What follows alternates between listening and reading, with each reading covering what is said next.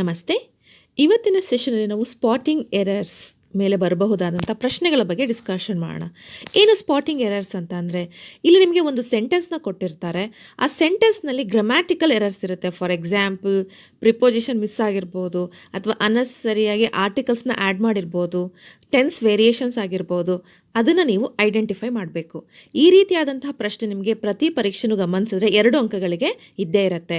So ಹಾಗಾಗಿ ವಿಡಿಯೋನ end ತನಕ ನೋಡಿ, ಬೇರೆ ಬೇರೆ ಪ್ಯಾಟರ್ನಲ್ಲಿ ಯಾವ್ಯಾವ ರೀತಿ ಪ್ರಶ್ನೆಗಳನ್ನು ಕೇಳಬಹುದು ಅನ್ನೋದನ್ನು ನಾನಿಲ್ಲಿ ಡಿಸ್ಕಷನ್ ಮಾಡಿದ್ದೀನಿ.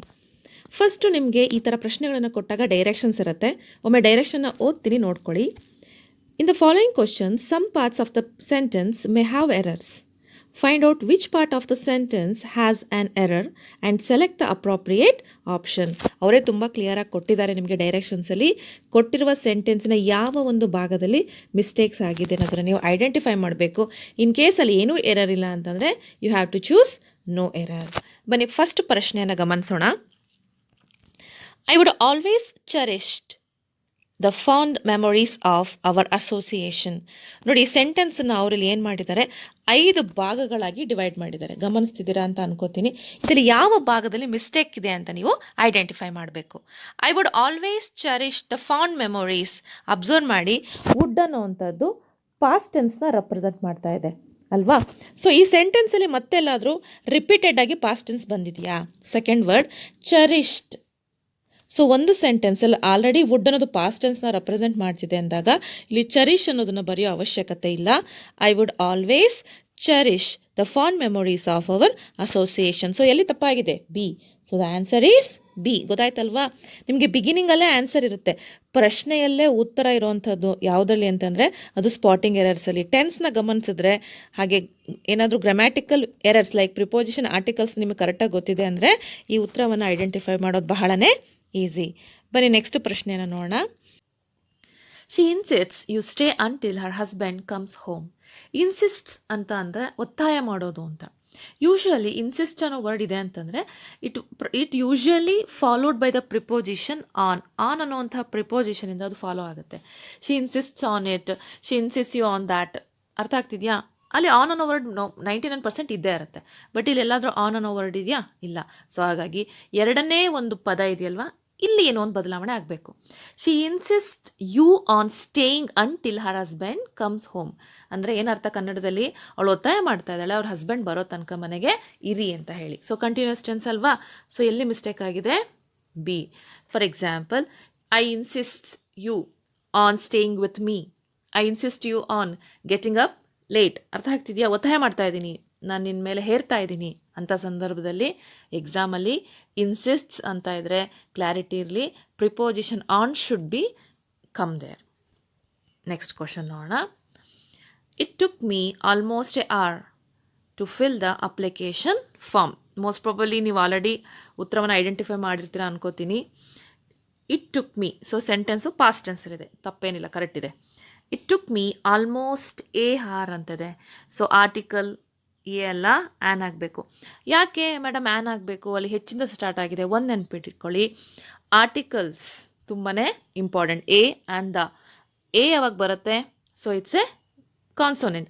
ಆ್ಯನ್ ಯಾವಾಗ ಆ್ಯಡ್ ಮಾಡ್ತೀವಿ ಅಂತಂದರೆ ಓವಲ್ನ ಶಬ್ದದ ಫೀಲ್ ಆದಾಗ. ಅ, ಹಾರ್, ಹ, ಅ ಬರ್ತಾ ಇದೆ ಅಲ್ವಾ? ಅದೇ ಹೋಟೆಲ್ ಅಂತ ಇದ್ದಿದ್ರೆ ಎ ಹೋಟೆಲ್ ಅಂತ ಹೇಳ್ತಾ ಇದ್ವಿ. ಅರ್ಥ ಆಗ್ತಿದೆಯಾ? ಹಾರ್ ಅಂತ ಇದ್ದಾಗ an hour later. It took me almost an hour to fill the application. So ಎಲ್ಲಿ ಮಿಸ್ಟೇಕ್ ಆಗಿದೆ? ಬಿ. ಎ ಅಲ್ಲ, ಆರ್ಟಿಕಲ್ ಆನ್ ಅಲ್ಲಿ ಬರಬೇಕಿತ್ತು. With a fresh coat of paint school can look much nice. ಸೆಂಟೆನ್ಸ್ನ ಓದಿದ ತಕ್ಷಣ ನಮಗೆಲ್ಲೋ ಒಂದು ಕಡೆ ಲಾಸ್ಟ್ ವರ್ಡ್ ಸ್ವಲ್ಪ ಬದಲಾಗಬೇಕಿತ್ತೇನೋ ಅಂತ ಅನಿಸುತ್ತೆ. With a fresh coat of paint school can look much better. Much better ಅನ್ನೋ ವರ್ಡ್ ಆ್ಯಡ್ ಮಾಡ್ಬೋದಿತ್ತು. ಅಥವಾ with a fresh coat of paint school can look very nice. So almost ಅಲ್ಲಿ ಲುಕ್ ಮಚ್ ನೈಸ್ ಅಂತ ಇದೆ, look very nice ಅಂತ change ಮಾಡಿದ್ರೆ sentence ಸರಿ ಹೋಗುತ್ತೆ. ಯಾಕೆ ನಾನು ವೆರಿ ನೈಸ್ ಆಗಿ ಆ್ಯಡ್ ಮಾಡಬೇಕು? ಒಂದು ನೋಟಿಸ್ ಮಾಡ್ಕೊಳ್ಳಿ, ವೆರಿ ಅನ್ನೋವಂಥದ್ದು ಜನರಲ್ ಆಗಿ ನಾವು ಅಡ್ಜೆಕ್ಟಿವ್, ಮಾಡಿಫಿಕೇಶನ್ ಆಫ್ ಅಡ್ಜೆಕ್ಟಿವಲ್ಲಿ ನೋಡ್ತೀವಿ. ಅಂದರೆ ಒಂದು ಗುಣವಿಶೇಷಣ, ಪಾಸಿಟಿವ್ ಡಿಗ್ರಿಯನ್ನು ಕೊಡಬೇಕಾದ್ರೆ ಐ ಲೈಕ್ ಏನಂತಾರೆ, ಸ್ವೀಟ್ ವೆರಿ ಮಚ್. ಕೇಳಿದಿರಲ್ವ? ವೆರಿ. ಸೊ ತುಂಬ ಚಂದ, ತುಂಬ ಇಷ್ಟ, ಒಂದು ಪಾಸಿಟಿವ್ ಡಿಗ್ರಿನ ಅದು ರೆಪ್ರೆಸೆಂಟ್ ಮಾಡುತ್ತೆ. ಸೊ ಹಾಗಾಗಿ ಇಲ್ಲಿ answer look very nice. Example ಇದೆ ನೋಡಿ, ಐ ಆಮ್ ವೆರಿ ಹಂಗ್ರಿ, ನಂಗೆ ತುಂಬ ಹಶ್ವಾಗ್ತಿದೆ. ಅದು ಗುಣವಿಶೇಷಣ. ನಿಮ್ಗೆ ಎಷ್ಟು ಹಶ್ವಾಗಿದೆ ಅನ್ನೋದನ್ನು ನೀವು ವೆರಿ ಅನ್ನೋ ವರ್ಡಿಂದ ಎಕ್ಸ್ಪ್ಲೇನ್ ಮಾಡಿದ್ದೀರಾ. I am very much interested in music. Past participle ಆಗಿ ಕೂಡ ನಾವಿಲ್ಲಿ ಅದನ್ನು ಬಳಸ್ತೀವಿ. ಅಂದರೆ ಒಂದೇ ಪದವನ್ನು ನಾವು ಎರಡೆರಡು ರೀತಿಯಲ್ಲೂ ಕೂಡ ಬಳಸಬಹುದು. ನೆಕ್ಸ್ಟ್ ನೋಡೋಣ. It is more better if one of the parents stay at home to look after the children. ಯಾರಾದರೂ ಒಬ್ಬರು ಇಲ್ಲಿ ಮನೇಲಿದ್ದು ಮಕ್ಕಳನ್ನ ನೋಡಿಕೊಂಡ್ರೆ ಬೆಟರ್ ಅನ್ನೋವಂಥ ಒಂದು ವರ್ಡ್ ಇದೆ. ಪದದ ಫಸ್ಟ್ ವರ್ಡ್ನ ಅಬ್ಸರ್ವ್ ಮಾಡಿ. It is more better. ಇದೆರಡೂ ಕೂಡ ಕಂಪ್ಯಾರಿಟಿವ್ ಡಿಗ್ರಿ. ಅರ್ಥ ಆಗ್ತಿದೆಯಾ? ಸೊ ಎರಡು ಕಂಪ್ಯಾರಿಟಿವ್ ಡಿಗ್ರಿನ ಒಂದೇ ಅಕ್ಕಪಕ್ಕದಲ್ಲಿ ನಾವು ಬಳಸೋದೇ ಇಲ್ಲ. It is better if one of the parents stay at home to look after the children ಆಗಬೇಕಿತ್ತು. ಅಥವಾ ಇಟ್ ಈಸ್ ಮೋರ್ ಇಫ್ ಆಗೋದೇ ಇಲ್ಲ ಅಲ್ವಾ? ಸೊ ಮೋರ್ ಅನ್ನೋಂಥ ಪದ ಇಲ್ಲಿ ಅವಶ್ಯಕತೆ ಇರಲಿಲ್ಲ. ಹಾಗಾಗಿ ಎಲ್ಲಿ ನಮಗೆ ಮಿಸ್ಟೇಕ್ಸ್ ಕಾಣಿಸ್ತಾ ಇದೆ ಅಂದರೆ A. My friend become terribly upset after losing her purse at the supermarket. ಇಲ್ಲಿ ಗಮನವಿಟ್ಟು ನೋಡಿ, ಸೆಂಟೆನ್ಸ್ ಯಾವ ಟೆನ್ಸಲ್ಲಿದೆ. My friend become terribly upset after losing the purse. After ಅಂದ್ರೇನು? ಪರ್ಸ್ನ ಕಳ್ಕೊಂಡ್ಮೇಲೆ, ಅವಳು ಸೂಪರ್ ಮಾರ್ಕೆಟಲ್ಲಿ ಕಳ್ಕೊಂಡಿದ್ದಾಳೆ, ಆಮೇಲೆ ಅವಳಿಗೆ ತುಂಬ ಬೇಜಾರಾಯಿತು. ಸೊ ಇದು ಸೆಂಟೆನ್ಸು ಪಾಸ್ಟ್ ಟೆನ್ಸಲ್ಲಿದೆ ಅನ್ನೋದು ಕ್ಲಾರಿಟಿ ಸಿಕ್ಕಿದೆ. ಓಕೆನಾ? ಸೊ ಹಾಗಾದರೆ ಇಲ್ಲಿರುವ ವರ್ಬ್ ಪಾಸ್ಟ್ ಇರಬೇಕಾ ಪ್ರೆಸೆಂಟ್ ಇರಬೇಕಾ? ಆಬ್ವಿಯಸ್ಲಿ ಪಾಸ್ಟ್ ಆಗಬೇಕು. ಮೈ ಫ್ರೆಂಡ್ ಬಿಕಮ್ ಇರೋದೇನಾಗಬೇಕು? Became. My friend became terribly upset after losing her purse at the supermarket. So the answer is A. Okay. My uncle said that he would reach to the bus stand with all his belongings within an hour. An hour correct ಇದೆ, ಇನ್ನೂ ತಪ್ಪಾಗಿಲ್ಲ. My uncle said that, right? He could reach to the bus stand with his okay. To ಅವಶ್ಯಕತೆ ಇಲ್ಲ ಅಂತ ನನಗೆ ಅನಿಸ್ತಾ ಇದೆ. ಯಾಕೆ ಅಂತಂದರೆ ಇಲ್ಲಿ ರೀಚ್ ಆದಮೇಲೆ ರೀಚ್ ದ ಬಸ್ ಡೈರೆಕ್ಟಾಗಿ ಆಗ್ಬೋದಲ್ಲ, reach to the bus stand ಅವಶ್ಯಕತೆ ಇಲ್ಲ. My uncle said that he would reach the bus stand with his all belongings within an hour. So ಇಲ್ಲಿ already bus stand with all his ಅನ್ನೋದು word ಇರೋದ್ರಿಂದ reach to the bus ಅವಶ್ಯಕತೆ ಇಲ್ಲ. Reach the bus, ಯಾಕಂದರೆ ನಿಮಗೆ sentence confirm ಇದ್ದಾಗ ತಾನೇ ನಾವು ಡೆಫಿನೆಟ್ ಆರ್ಟಿಕಲ್ ದ ಬಳಸ್ತೀವಿ. ಸೊ ಬಸ್ ಸ್ಟ್ಯಾಂಡಿಗೆ ರೀಚ್ ಆಗ್ತಾ ಇರೋದು ಕನ್ಫರ್ಮ್ ಆದಮೇಲೆ ಟು ಅವಶ್ಯಕತೆ ಏನಿದೆ? ಏನೂ ಇಲ್ಲ. ಇಲ್ಲಿ ಎಕ್ಸ್ಟ್ರಾ ಪ್ರಿಪೋಸಿಷನ್ ಆ್ಯಡ್ ಆಗಿದೆ, ರಾಂಗ್ ಅದು. So the answer is B. Everyone is keen in knowing the forecast for the monsoon this year as it has been the major cause for the inflation in Asia. First ಪ್ರಶ್ನೆನ ಕನ್ನಡದಲ್ಲಿ ಒಮ್ಮೆ ನಿಮಗೆ explain ಮಾಡೋ ಪ್ರಯತ್ನನ ಮಾಡ್ತೀನಿ. ಅಲ್ಲಿ ತುಂಬ ಕ್ಲಿಯರಾಗಿ ಕೊಟ್ಟಿದ್ದಾರೆ. ಏಷ್ಯಾದಲ್ಲಿ ಹಣದುಬ್ಬರಕ್ಕೆ ಪ್ರಮುಖ ಕಾರಣ ಆಗಿರುವಂಥದ್ದು ವರ್ಷದ ಮಾನ್ಸೂನ್. ಅದರ ಮುನ್ಸೂಚನೆಯನ್ನು ತಿಳಿದುಕೊಳ್ಳೋದಕ್ಕೆ ಎಲ್ಲರೂ ಕೂಡ ಉತ್ಸುಕತೆಯಿಂದ ಇದ್ದಾರೆ ಅನ್ನೋಂಥ ಮೀನಿನ ಅದು ಕೊಡುತ್ತೆ. ಎಲ್ಲರೂ ಕೂಡ ಎಕ್ಸೈಟ್ ಆಗಿದ್ದಾರೆ. ಸೊ ಸೆಂಟೆನ್ಸ್ ಅರ್ಥ ಆಯಿತು. Everyone is keen in knowing ಆಗೋದಿಲ್ಲ. Everyone is keen to know, ತಿಳ್ಕೊಳ್ಬೇಕು, ಅದರ ಬಗ್ಗೆ ತಿಳಿದುಕೊಳ್ಳಬೇಕು. ಸೊ ಆವಾಗಿಲ್ಲೇನಾಗುತ್ತೆ? ಕೀನ್ ಇನ್ ನೋಯಿಂಗ್ ಬದಲು ಕೀನ್ ಟು ನೋ. ಅದೇ ಕೇಳಿದ್ನಲ್ವಾ ನೋಡಿ, ಇನ್ನಿಗೂ ಟೂಗೂ ಡಿಫ್ರೆನ್ಸ್ ಇದೆ. ಸೊ ಆ ಪ್ರಿಪೋಸಿಷನ್ ಚೇಂಜ್ ಆದಾಗ ಆ ಸೆಂಟೆನ್ಸಿಗೊಂದು ಮೀನಿಂಗ್ ಬರುತ್ತೆ. ಈಗ ನೋಡಿ, everyone is keen to know the forecast for the monsoon this year as it has been the major cause of inflation in Asia. That is the right. So ಇಲ್ಲಿ ಎಲ್ಲಿ mistake ಇದೆ? Answer is A. After joining the Hong Kong based bank in 1990, he has head various departments including corporate and investment banking. Sentence ತುಂಬ clear ಆಗಿದೆ. First ಸೆಂಟೆನ್ಸಲ್ಲಿ ಯಾವುದೇ ರೀತಿಯಾಗಿರುವಂಥ changes necessity ಇಲ್ಲ, right. Second ಒನ್ನಿಗೆ ಬನ್ನಿ. ಬ್ಯಾಂಕ್ ಇನ್ 1990, ಹಿ ಹ್ಯಾಸ್ ಅನ್ನೋ word ಯಾವಾಗ ಬಳಸ್ತೀವಿ? Subject have form plus V3 plus object. ಒಂದು ಸೆಂಟೆನ್ಸ್ ಪರ್ಫೆಕ್ಟ್ ಟೆನ್ಸಲ್ಲಿದ್ದಾಗ ಮಾತ್ರ ಬಳಸ್ತೀವಿ. ಹ್ಯಾವ್ ಫಾರ್ಮ್ ಬಂದಿದೆ has, it's very clear. So has ಇದೆ ಅಂತಂದರೆ ನೆಕ್ಸ್ಟು ಬರೋವಂಥ ವರ್ಬು V1 V2 V3 ಆಗಿರಬೇಕಂದ್ರೆ ಪಾಸ್ಟ್ ಪಾರ್ಟಿಸಿಪಲ್. ಸೊ ಏನಂತ ಇದೆ? ಹೆಡ್ ಆಗಬೇಕಾಗ ಅಲ್ಲ, the answer headed. So the answer is C. After joining the Hong Kong based bank in 1990s, he has headed various departments including corporate and investment banking. Next, the district authorities are marking a last ditch attempt to provide alternative solutions to farmers, but the option is clearly inadequate. ಇದರಲ್ಲಿ ಯಾವುದೇ ರೀತಿಯಾಗಿರುವಂತಹ grammatical errors ಇಲ್ಲ. So the answer is no error. ಕೆಲವೊಮ್ಮೆ ಪರೀಕ್ಷೆಗಳಲ್ಲಿ ಎಲ್ಲ ಉತ್ತರಗಳು correct ಇರುತ್ತೆ, ನಮಗೆ ಅವ್ರು ಕರೆಕ್ಟಾಗಿ ಕೊಟ್ಟಿದ್ದು ನಮಗೆ ಅನುಮಾನ ಇರುತ್ತೆ.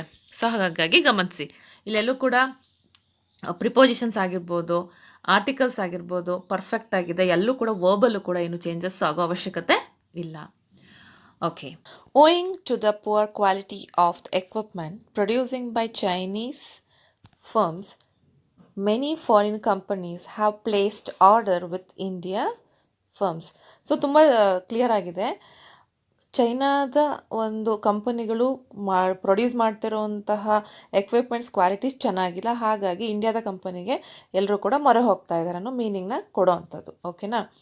ಸೊ ಗಮನಿಸ್ಬೇಕಾಗಿರೋದು ಏನು ಗೊತ್ತಾ, ಈ ING ಫಾರ್ಮ್ ಕಂಟಿನ್ಯೂ ಆಗಿ ಬರೋ ಅವಶ್ಯಕತೆ ಇಲ್ಲ. ಪ್ರೊಡ್ಯೂಸ್ ಬೈಗೂ ತುಂಬ ಡಿಫ್ರೆನ್ಸ್ ಇದೆ.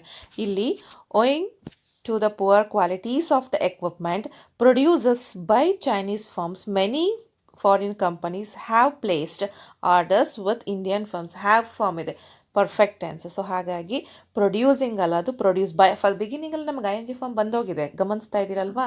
ಸೊ ಇಲ್ಲಿ ಏನಾಗಬೇಕು ಅಂತಂದರೆ ಪ್ರೊಡ್ಯೂಸಿಂಗ್ ಅಲ್ಲ, ಅದು ಪ್ರೊಡ್ಯೂಸರ್ಸ್ ಆಗಬೇಕು. ಅದು ಪ್ರೊಡ್ಯೂಸ್ ಮಾಡ್ತಾ ಇದೆ ಅಲ್ವಾ present. So we are in present tense and we no need to have adding to continuous tense. ಅರ್ಥ ಆಯ್ತಾ? ನೆಕ್ಸ್ಟ್ ನೋಡೋಣ. The cancer patient is comparatively better today and the doctor hopes that he will go into remission soon. ತುಂಬ ಬಿಗಿನಿಂಗಲ್ಲೇ ಒಂದು ಸಣ್ಣ mistake ಇದೆ, observe ಮಾಡಿ. Comparatively better, ಇದೆರಡೂ ಕೂಡ ಕಂಪ್ಯಾರಿಟಿವ್ನೇ ರೆಪ್ರೆಸೆಂಟ್ ಮಾಡುತ್ತೆ, ಎರಡು ಪದಗಳ ಅವಶ್ಯಕತೆ ಇಲ್ಲ. ಸೊ ಹಾಗಾಗಿ the cancer patient is better today and the doctor hopes that he will go to remission soon. So ಎಲ್ಲಿ ಮಿಸ್ಟೇಕ್ ಇದೆ? ಎ. ಕೆಲವೊಮ್ಮೆ ಈ ಥರ ಎರಡೆರಡು ಕಂಪ್ಯಾರಿಟಿವ್ ಡಿಗ್ರೀಸ್ನ ಕೊಡ್ತಾರೆ ಒಟ್ಟೊಟ್ಟಿಗೆ, ನಿಮಗೆ ಅದ್ರ ಬಗ್ಗೆ ಗೊತ್ತಿರಬೇಕು. Next, the man and his horse which you saw on the road yesterday are dead. ಎಲ್ಲಿ ಎರರ್ ಇದೆ ಹಾಗಾದರೆ? ನಿಮ್ಗೆ ಯಾವಾಗಲೂ ನೆನಪಿರಲಿ, ಕೆಲವೊಮ್ಮೆ ವೆಚ್, ಹೂ, ಇದನ್ನು ನಾವು ಎರಡು ಸೆಂಟೆನ್ಸ್ನ ಕನೆಕ್ಟ್ ಮಾಡೋದಕ್ಕೆ ಬಳಸ್ತೀವಿ, ಕಂಜಕ್ಷನ್ ಆಗಿ ಕೂಡ ಬಳಸ್ತೀವಿ. The man and is horse that you saw, ನೀನು ಅವತ್ತು ನೋಡಿದ್ದಿಲ್ಲ, ಅದು ಇಲ್ಲಿ ದಟ್ ಅನ್ನೋದನ್ನು ಆ್ಯಡ್ ಮಾಡ್ತೀವಿ. ಪ್ರನೌನ್ ನಾನು ಡೀಟೇಲಾಗಿ ಮಾಡಿರೋದ್ರಿಂದ ನೀವು ಟೈಪ್ಸ್ ಆಫ್ ಪ್ರನೌನ್ ಗೊತ್ತಿದ್ರೆ, that is A relative pronoun, ಎರಡು ವಿಷಯವನ್ನು ರಿಲೇಟ್ ಮಾಡುತ್ತೆ. ನೀನು ಅವತ್ತು ನೋಡಿದ್ಯಲ್ಲ, ಅದೇ, ಅರ್ಥ ಆಗ್ತಿದೆಯಾ? ಅಲ್ಲಿ ನೀವು ದಟ್ ಒನ್ ವರ್ಡ್ ಬಳಸ್ತೀವಿ, ನೆನಪಿದೆಯಾ? The man and his horse which is a wrong word, ಇಲ್ಲಿ ದಟ್ ಬರಬೇಕು. That you saw on the road yesterday are dead is the right answer. So the answer is, which one is wrong?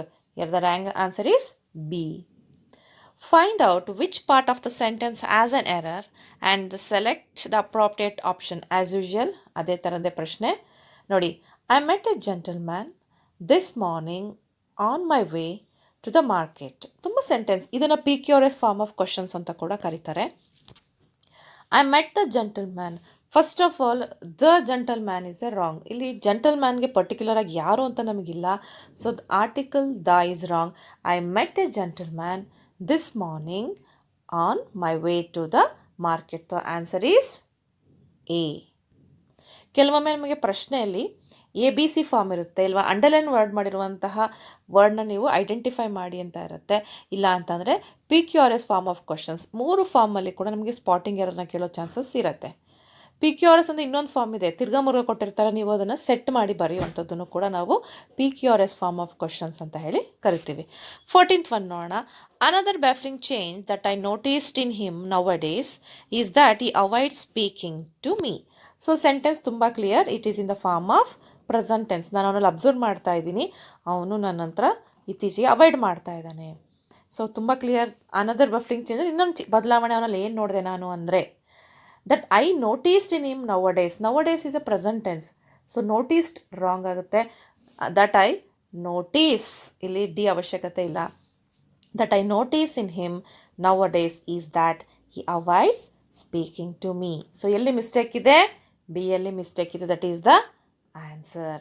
And the last one, 15th one, he said and everybody agreed with him that beast in man is responsible for great cruelties. ರಿಯಾಲಿಟಿಯಲ್ಲಿರುವಂತಹ ಒಂದು sentence ಇದು. So ಇಲ್ಲಿ ಏನು mistake ಆಗಿದೆ, he said correct ಆಗಿದೆ and everybody agreed with him, obviously correct. That beast ಅಲ್ಲ, that the beast add ಮಾಡಬೇಕು. ಯಾಕಂದರೆ beast ಅನ್ನೋಂಥದ್ದು ಮನುಷ್ಯನಲ್ಲಿರುವಂತಹ ಒಂದು ಸ್ವಭಾವವನ್ನು ರೆಪ್ರೆಸೆಂಟ್ ಮಾಡ್ತಿದ್ದಾರೆ ಆ್ಯಂಡ್ ಅದು ಡೆಫಿನೆಟ್ ಆಗಿರೋದ್ರಿಂದ you should add the beast in man is responsible for great cruelties. ಇದುವರೆಗೂ ನಾವು 15 ಪ್ರಶ್ನೆಗಳನ್ನು ಸಾಲ್ವ್ ಮಾಡಿದ್ವಿ. ಕೆಲವೊಂದಲ್ಲಿ ಪ್ರಿಪೋಸಿಷನ್, ಕೆಲವೊಂದರಲ್ಲಿ articles and then verbs, sentence, tense, ಈ 4 ಮೇಲಿನ ಪ್ರಶ್ನೆಗಳನ್ನು ನಾವು ಹೆಚ್ಚು ಗಮನಿಸಿದ್ವಿ ಅಲ್ವಾ. ನೆನ್ಪಿಟ್ಕೊಳ್ಳಿ, ಎಕ್ಸಾಮಲ್ಲಿ ನಿಮಗೆ ಇದರ ಮೇಲೆ ಪ್ರಶ್ನೆ ಇದ್ದೇ ಇರುತ್ತೆ. ಸೊ ರ್ಯಾಂಕರ್ಸ್ ಆಫ್ ಇಂಡಿಯಾ ಅಂತ ಒಂದು ವೆಬ್ಸೈಟ್ ಇದೆ, ಅದನ್ನು ನೀವು ಚೆಕ್ ಮಾಡಿದ್ರೆ ಈ ರೀತಿಯ 80ರಿಂದ 90 ಪ್ರಶ್ನೆಗಳು ನಿಮಗೆ ಸಿಗುತ್ತೆ. ಅದನ್ನು ನೀವೊಂದ್ಸಲ ಜಸ್ಟ್ ಒಂದ್ಸಲ ಗೋತ್ರೋ, ಅವಾಗ ಅದು ನಿಮಗೆ ಎಕ್ಸಾಮಿಗೆ ಹೆಲ್ಪ್ ಆಗುತ್ತೆ. ನೆಕ್ಸ್ಟ್ ಸೆಷನ್ನಲ್ಲಿ ನಾವು ಸಿನಾನಿಮ್ಸ್ನ ಬಗ್ಗೆ ತಿಳ್ಕೊಳ್ಳೋಣ. Until then, thank you so much.